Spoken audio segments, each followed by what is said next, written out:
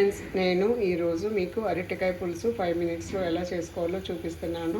దీనికోసము ఒక చిన్న కుక్కర్ తీసుకొని చిన్న స్పూన్ సన్ఫ్లవర్ ఆయిల్ వేసి ఒక చిన్న ఉల్లిపాయ ముక్కలు వేసి అవి వేగిన తర్వాత ఒక అరటికాయ ముక్కల్ని వేసి కొద్దిగా 1 నిమిషం వేగనివ్వాలి. తగినంత ఉప్పు, పసుపు, చింతపండు పేస్ట్ వేసి 1 నిమిషము తిప్పేసి 1 గ్లాసు నీళ్లు పోసి కుక్కర్ మూత పెట్టేసి 2 విజిల్స్ వచ్చే వరకు ఉడకనివ్వాలి. కారం చాలా కొంచెం వేయాలి, కొద్దిగా వేస్తే సరిపోతుంది.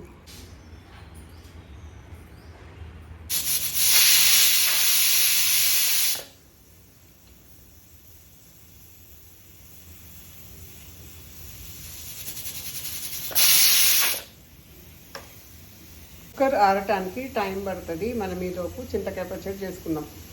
చింతకాయలు, ఉప్పు, పసుపు, పచ్చిమిరపకాయలు కలిపిన తొక్కుని 2 స్పూన్లు తీసుకోవాలి.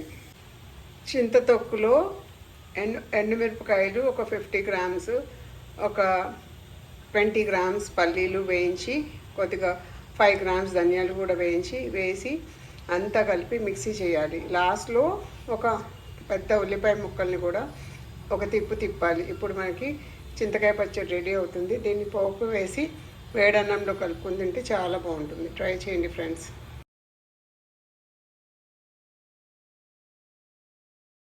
యాక్చువల్గా పులుసు కొంచెం లూజ్గా ఉంటుంది, కానీ నేను చపాతీలోకి తింటాను, అందుకని కొంచెం థిక్గా చేసుకున్నాను. ఇది చాలా బాగుంటుంది. ట్రై చేయండి ఫ్రెండ్స్.